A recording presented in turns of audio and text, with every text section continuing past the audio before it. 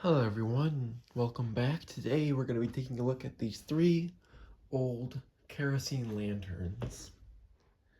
So you've probably already seen the red one in the middle, but these two on the ends are new, at least as far as my collection goes. So we'll go definitely take a look at those, but first I do want to focus on this red one in the middle, since that's the first one I got. This is a Dietz, made in India. It's number 5.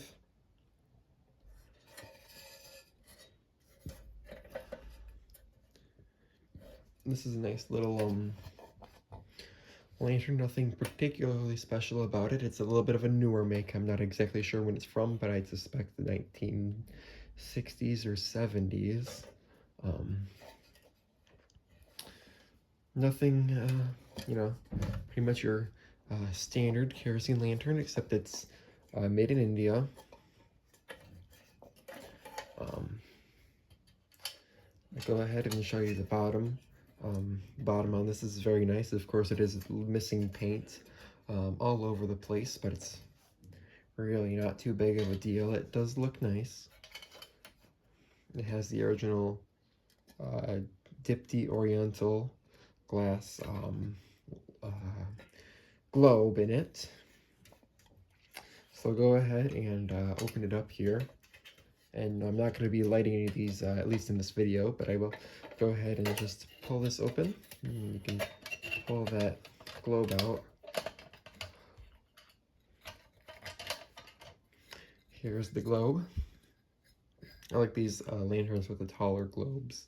I think they look very nice.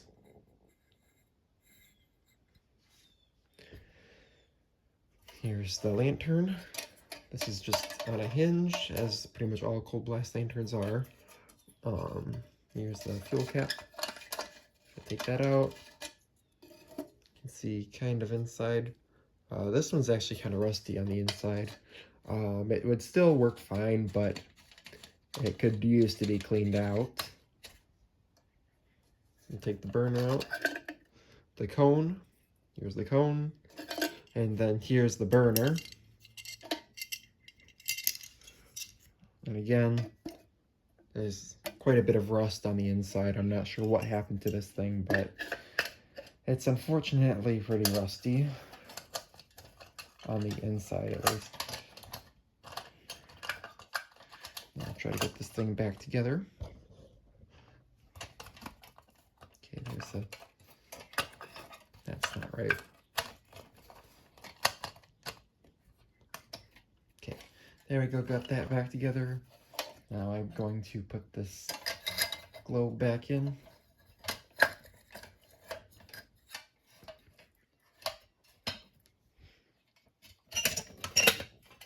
Alright, so now it's back together. You can see again once more what it looks like. Very nice traditional kerosene lantern. Yeah. Alright, so let's take a look at this other one here. This is a an older one. This is a Dietz D-Light, which is also not a particularly rare lantern. This is probably one of the more common lanterns that you can get. However, this is the older style, so that makes it nice. And if we compare it to this other lantern, you can see the size difference. So this lantern's very nice. It's very heavy. It feels very high quality. This one is completely covered in rust, but it's a nice patina look to it. Looks very nice. Definitely used. If we look at the bottom of the font, it looks fine. I don't see any holes in it. It might leak, but I haven't tested it yet. Of course, if there's any small holes, you can always seal those up with a tank sealer. So that's not really a big deal. It has the original Dietz D-Light globe with the patents. It's a lock knob globe. Here's the chimney. And it says Dietz on the crown. Yeah, this, compared to the Dietz lantern, this one just feels a whole lot more solid. And if we look on this air tube here, you might be able to make out the patent dates. And the very bottom, might be able to just barely make out the year it was manufactured. 1927. It's the very bottom date. So, yeah. This was made almost 100 years ago. Not quite, but it's going on 97, so that's pretty good. So, just like the other lantern, this one, just pull this up and tip your globe back out. This is a much more squat globe. Very easy to clean. Here on the bottom it says Dietz, New York, USA, number 2 D light. And then I'll open up this fuel cap here. And you might not be able to see it, but there's just no rust inside at all. It's very nice condition.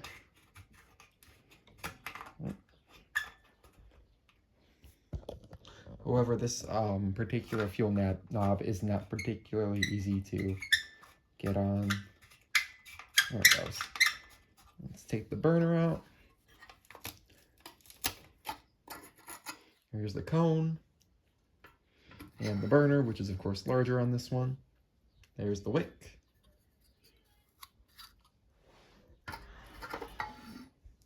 And look inside. Looks pretty good. So I'll go ahead and put this one back together. Stuff that wick down in there. And put the cone back on.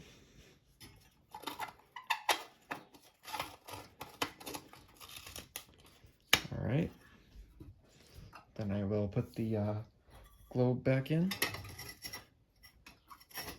Yeah, this globe holder doesn't quite fit it right. I have to, it could use to be rebent back into shape.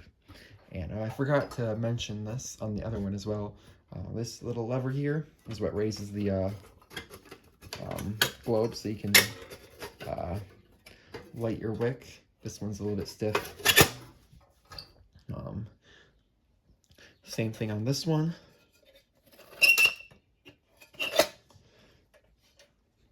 So now let's go ahead and take a look at this third and final lantern, which is the coolest. It's the oldest. This is a hot blast as opposed to the other ones. This is a Windfield, just a standard Windfield kerosene lantern. This one is from right at the tail end of the 1890s. This one doesn't have the exact manufacturing date on it, but the last patent date on it is from around 1892 or 1893. And this one has the crinkle corner air tubes,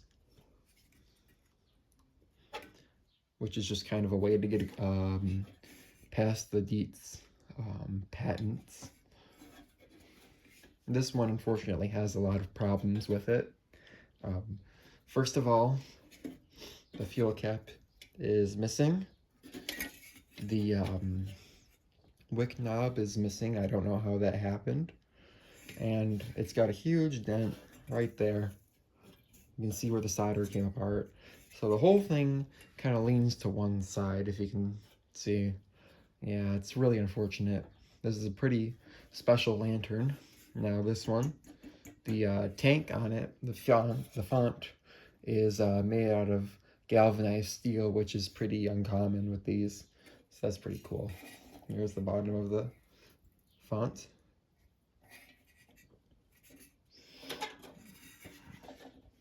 Now to get this thing open, to get the glass out, it's just pulling this tab and it comes out potentially. I don't know, it's pretty difficult on this one. I don't really want to force it if I can't get it Here we go. There's the globe out. This is not the original globe, unfortunately, but it works, it's fine. And then the burner and cone, this just kind of pops on friction fit. Here's the burner.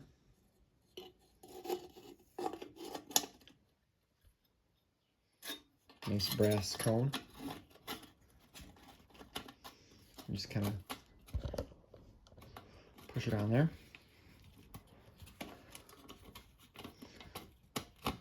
Okay, there we go. Nicely on there. And because it doesn't have that knob, it's really difficult to adjust this, but it's not impossible. Now I'll go ahead and get this globe in here, or at least try to.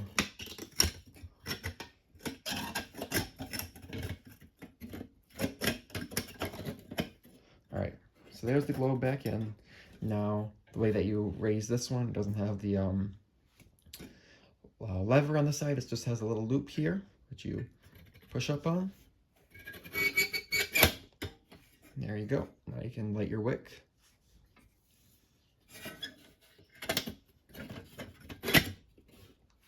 And of course the patent dates are kind of are up there in that center tube, but they're pretty hard to read. So there we go, there's that one, as well as my other ones. So I'll just quickly put these back up here.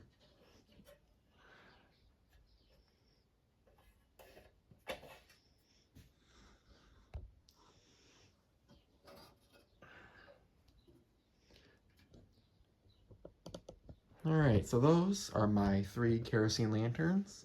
Hope you guys have enjoyed the video. Thanks for watching, and bye for now.